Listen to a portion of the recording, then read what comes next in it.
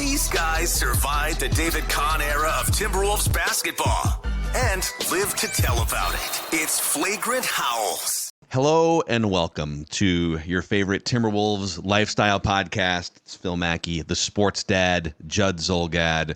Later on today, it's a 2-episode day of Flagrant Howls. So we got Jim Pete and Kyle Tiggy joining the show. If you missed Michael Grady yesterday, he was fantastic. That star power, it's unbelievable. We got Grady in the house every week until this run is over. Jim Pete in the house until this run is over. And as of this morning, Flagrant Howls was the 11th ranked basketball-related podcast on the Apple charts nationally. It was a couple slots above KG's podcast.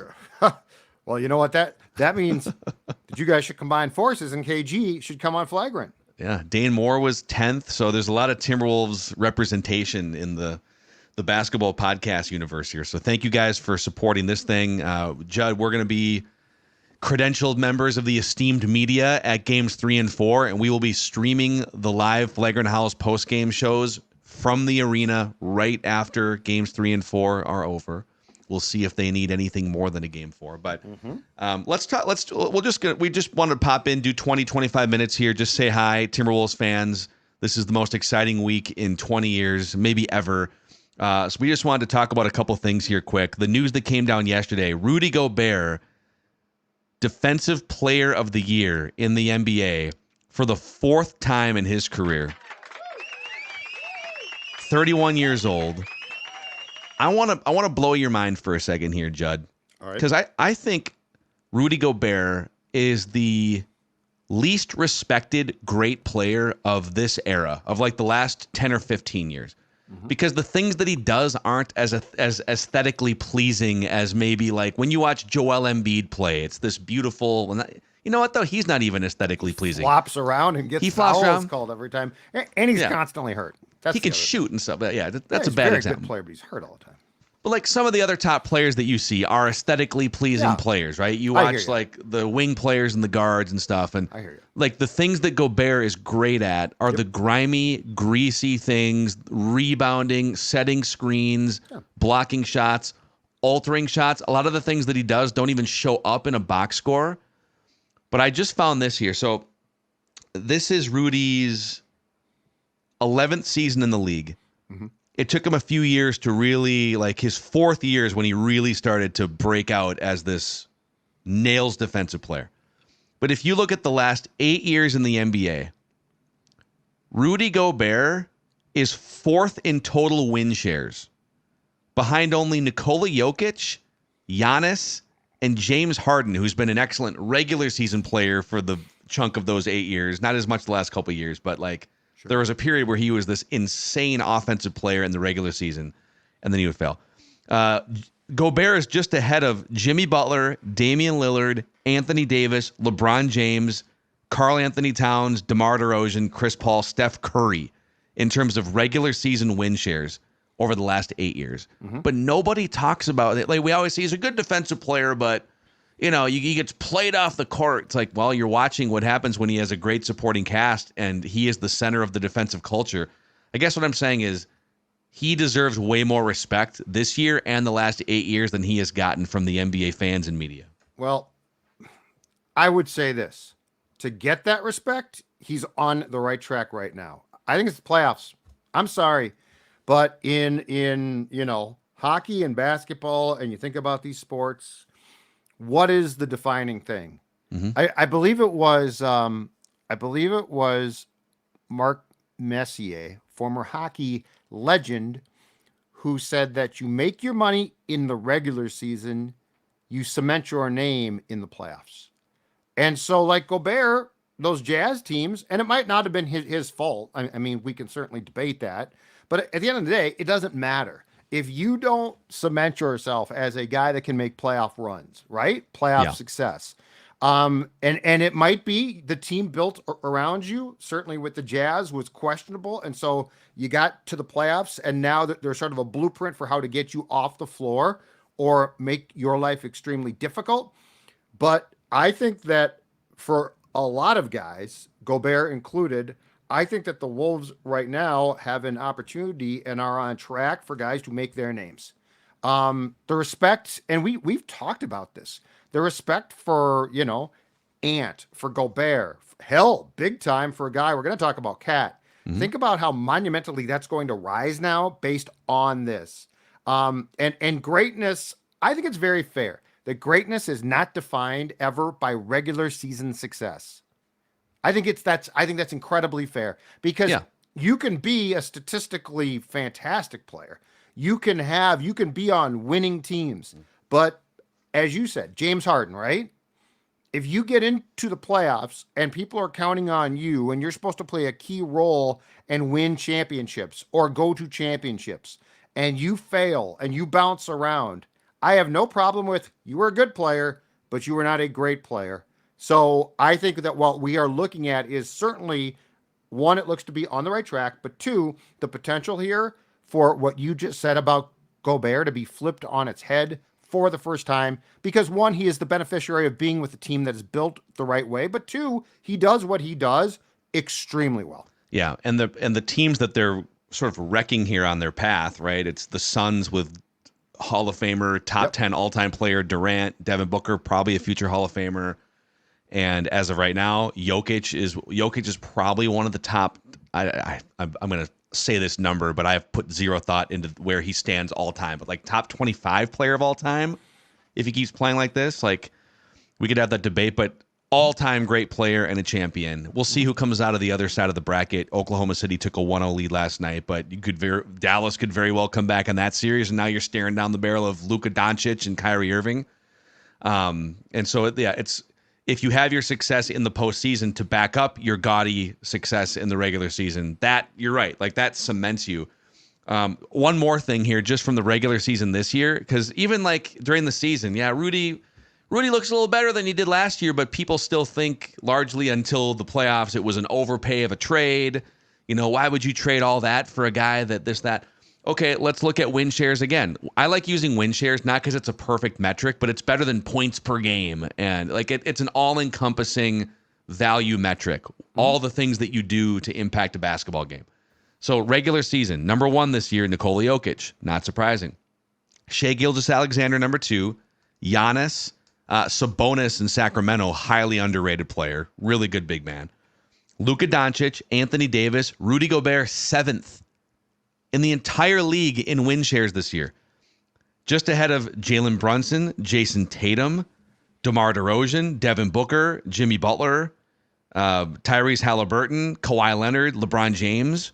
Yeah. But people don't talk about him. You put him on a list over an 8-year period or for this year, right, next to Giannis, Jokic, all these other great players, and people kind of scoff and laugh at it.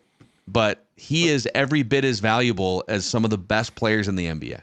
But he also does something in 2024 that is valued internally, but not by national media, certainly not by television. He plays great defense, like he does. To your point, he does a lot of the greasy, grimy things. And look, the Wolves are now actively talking about the fact that this torturous defense that they play, which I think I would actually compare it more to previous college basketball teams, full court press teams that make your life hell. Like we don't see in this day and age, you don't see this. And Gobert is being given credit for setting that tone. So it's not surprising. Now, if he wins a championship, it does change. It does get flipped, but it's not surprising because Phil, think about this. Beyond Chris Finch and the Wolves, and maybe I think those of us that watch it consistently just because it's so impactful, it's not a style that's going to get oh, wows. It's going to get it's good, but let's go watch X, Y, and Z. Let's go watch offense. Let's go watch this, 3-point shooting. So it's not surprising, but Gobert is also being given an opportunity to prove just how much he impacts a game. And in the Wolves case, they're talking now about impacts the entire mentality of a team. Yes. And by the way, when he was presented with the award this morning, actually at the Wolves practice facility, everyone on the roster came up on stage with him in their practice gear and stuff and took the picture with him. Because awesome. To him, I think he cares less about the individual accolade of the fourth depend. It's validating for him, but Right. I think he loves the fact that he came in here and spent 2 years trying to instill that defense is cool and we should just be all in terrorizing teams on defense, and I will be the ringleader for that, and everyone else came along with him. And like Utah, once D'Angelo was gone, right, worked out really well. dude. Yeah, I mean, yeah, Mike Conley coming in, validating Rudy and saying, "Oh, I love playing with this guy." Now you got to learn how to pass to him a little bit on offense, and his communication is you have to get used to it. So he's gonna be very direct with his communication. But dude, Mike Conley coming in here and essentially saying, "Hey, if there's any doubt, this dude's awesome. I've played with him before. Follow his lead, and we'll get to the next level." Mm-hmm. So yeah, it's just fun to watch this vision that Tim Connolly had that most people thought he should be fired for making this trade come to fruition like this. But it reminds me of, just for a cross-sport comparison, because you're saying like a lot of the things he's doing are kind of like little hidden things or boring things that aren't aesthetically pleasing. It's a lot like a space-eating defensive tackle in the NFL, where, and this is where I would challenge people. I think Wolves fans appreciate the things that Rudy does that don't show up in the box score. But when he sets a great screen and Mike Conley comes around wide open for a three at the top of the key, right? Like all you really see if you're sort of casually watching is, oh, Mike Conley hit a three. Or if you're watching Jamal Murray dribble into the paint, which actually it's hard for him to even get to the paint when he's being blanketed by Nickeil Alexander-Walker and Jaden McDaniels. But like you're watching him or Devin Booker get into the paint, and they are going in for a floater or for a layup or for whatever, and Rudy puts out his 10-foot wingspan, praying mantis defense, and, never mind, I'm going to dribble back out this way, and now there's 6 seconds, 5 left on the shot clock, and we're kind of starting our set over. That didn't show up in the box score, and you might see, like, a missed shot on the perimeter that leads to something the other way. Like, well, Rudy was responsible for blowing up that play. I almost like urge people to watch how many times in a game does he do something that doesn't show up in a box score that springs something good for the team. And those are the things that are going to help this team win a championship that don't show up in like a 30, 14, and 12 box score line. So I think there's two from games 1 and 2 against Denver. I think that there's two snapshots in my mind that have nothing to do with actual scoring. Snapshot from game 1, though, is when Jokic tried to throw that lob pass to Gordon. Yep. And that had worked. And it's a pivotal time. And Gobert reads it and blocks it. And the Wolves do go the other way and score. But the point is, that's a play that for Nikola Jokic probably works 9 out of 10 times. Like it's an old reliable. And Gobert read it perfectly and blocked it. So it's stuff like that. And right now, so to take your cross-sport comparison, may I suggest that what the Timberwolves are doing to the Joker is the Williams wall, because the first line of defense is Cat. So Cat bodies him up, and Cat's pretty good at absorbing that Joker right arm, I think it is. Yeah. But then when Cat's done with him, you got the second tier of basically a defensive tackle in Gobert there, which is also great coaching. Yeah. But the point is, yes, and I do think if you watch him, I do think Wolves fans appreciate this completely. I just don't think it's something that's going to be talked about a lot, because I don't think the studio shows love to like just talk about defense. Now the Wolves have made it impossible not to. Yeah. But you just see them do so many things. But the layers that Joker has to get through, I think, are a primary reason why through 2 games he looks like he's just gassed. Yep. And they even did it without Gobert, obviously, in game 2. And Naz Reid stepped up his defensive game. Yeah. So that's Gobert. Just a couple minutes here on Karl-Anthony Towns. I saw this morning people are pulling old Macadac's old criticisms of Karl from previous playoff runs, or lack of runs, I guess, and they're throwing him back at me. But I will own, like, I've been very critical over the years of Cat. I feel like this, you tell me, like the last 12 months, especially this season, I feel like I've been very like praiseful of Karl and have defended his honor, even if you've been criticizing him. Yeah, he's been, and he's been great in these playoffs. I feel it's disingenuous, though. I'll speak a little bit on your behalf and mine as well, but I feel like it's a little bit disingenuous to throw your criticisms about previous playoff runs back at you as if you were wrong about your criticisms. Well, that's the thing. And I think because I have a nugget on that, and I will say I've sort of had two different paths in the criticisms of Cat. One is play better, be less emotionally captive to what's happening around you. Correct. But the second path was trade him. I have demanded up until like last summer that they should trade him. I'm glad now that they didn't, because obviously he has fit in perfectly with what they've built here, and it's great. But if you're looking at his previous 3 playoff series, I guess, not runs, because they got beat in the first round on all 3 of them, compared to this year, it is incredible the difference in effectiveness and efficiency. I'll give you just 2 or 3 different metrics that are like, if you're wondering, oh, why is Karl being praised this year? These are the same players always been. Dude, like, no. So effective field goal percentage this year, 66% in the playoffs. Last year, 50%.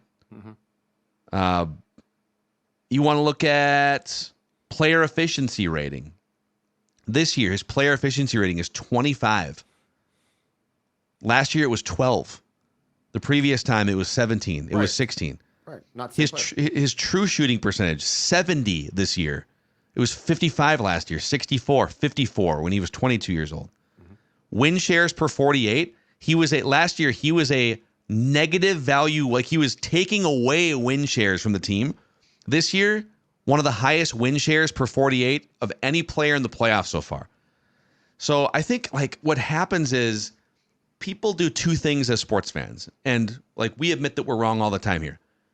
My criticisms of Karl in the playoffs have been, I'm wrong about a lot of things, but like my criticisms of him the previous 3 playoffs that he's played in have been spot on, dude. Like your play dips, your scoring dips, you can't stay on the court, your efficiency dips, your emotions are sky high, like all those things, unless you weren't watching the previous 3 playoff runs. This year, it's flipped. He's efficient.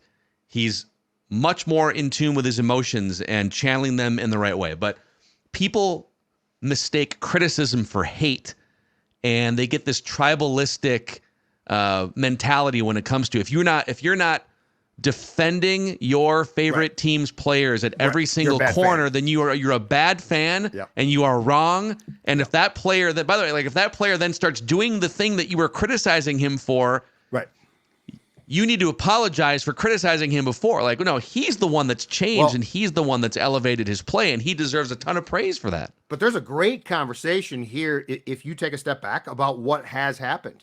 Because, first of all, I think in retrospect, and he deserves credit from coming back from this meniscus tear or partial tear. He deserves a lot of credit because he could have had the surgery to keep him out longer. So he gets full credit for, as he talked about, healing quickly and coming back. I would argue, though, that his absence turned out to be the best thing possible because he somehow either, I don't know if they got to him or if he just saw it or if it's probably a combination of the two. But you know what he did? He saw what Naz did. And we talked about this at the time. Naz Reid fit the Cat role better than Cat at the time because Cat was trying to do too much. And Naz is just like, I'll shoot threes. I know what I'm supposed to do. And I feel like Karl saw that and it's like, oh, okay, yeah, cool. And the difference between, the initial playoff run against Houston and now is the fact that you have a superstar and it's not Cat. He doesn't have to be. And if you have noticed, he has done a lot of little things in every time he's been in these playoff games. But as far as taking over, it's been for spurts. And he does it and it's awesome. But it's not the ant like I'm in charge of the game now. It's him being very selective at times. And it's funny. I think it was game 1 in which Cat had a spurt and he was just fantastic. And I got a note on X, Mackey and Judd said that Naz Reid was this compared to Karl and they should apologize now. Guess what happened? Once the Cat spurt was done, I think it was third quarter. In the fourth quarter, Naz came in and had a great spurt. Yeah. So like this is about everybody, in my opinion, but Ant at times, fitting their role perfectly. And that includes Karl. That doesn't mean Karl's not a fantastic player. It does mean that he is not, that his desire at one time to think he had to take over games for an entire game actually hurt him more than helped him. And kudos to him. Bravo. He is now fitting his role perfectly. And that can include moments at which he is the best player on the floor. And my only last thought on this is, again, he has been a revelation in these playoffs. This is the first time he's ever had 3 straight 20-point games in the playoffs. He's been wildly efficient. This is the best he has shot from 3-point range in his playoff career. He's playing the best defense of his playoff career, and he deserves all of that praise. Yes. If you were criticizing him, which I was, for games 1 and 2 against Denver last year, where he went 8 for 27, was in foul trouble, and scored 21 combined points, and turned the ball over 9 times in those 2 games because you wanted more out of him at age 27, going to be 28, you weren't wrong for criticizing him then either. Like, again, you can love a team, you can love a player, you can love something, and still poke at it and want it to be better. And I think that's where a lot of Wolves fans were at with him. And now he is delivering in a huge way, and he is stepping up more and bigger and better than he ever has. And it does help that his supporting cast has continued to get better and more mature and more athletic and deeper. Like, all of the ships are rising as the tide goes up for this team. And Karl is one of the biggest examples. So the maturity of this team compared to this time last year is so much different. Yeah. So much crazy. Different. And I do think, just like we've seen, especially that we saw in game 2 with Denver, I do think if your top players melt down, it's just a team-wide meltdown then, right? Everyone sort of like gets caught up in that. One of the things I love about this team is the Wolves don't have that, or at least they haven't shown that yet. Everybody, it's not they don't get mad, but I mean, since the playoffs have started, they deserve so much credit because we're not seeing these childish meltdowns where they're costing themselves. I mean, McDaniels got into it with Booker, I think in game 2, but that was sort of a flash, right? That wasn't like going to the ref and melting down. So yeah, I think that Cat, in a good way, has been caught up in the positivity that if they're going to win games, you cannot get swept up in the other garbage. You can't control that. All you can control is yourself and how your team plays. And the Wolves are doing a great job. And that is also a credit to Chris Finch. Yep. Amen. Amen. So that's a wrap here. Just a quick little say hi to you guys episode of Flagrant Howls. We should mention that we do have some new Wolves-related swag in the Score North shop. ScoreNorth.com/shop for your break every record swag, your Wolves culture swag, hooded sweatshirts, T-shirts, some crew necks in there. You can also just scan the code on the YouTube channel here if that's where you're watching. So ScoreNorth.com/shop to get your latest Score North and Wolves-related apparel. Thank you guys for making this one of the top basketball podcasts in America right now during these playoffs. It's a pretty fun ride to be on, and we're looking forward to games 3 and 4. Keep an eye out for the Jim Pete, Kyle Tigey episode of Flagrant Howls as we hit you with a couple of them today. This is a Timberwolves lifestyle podcast.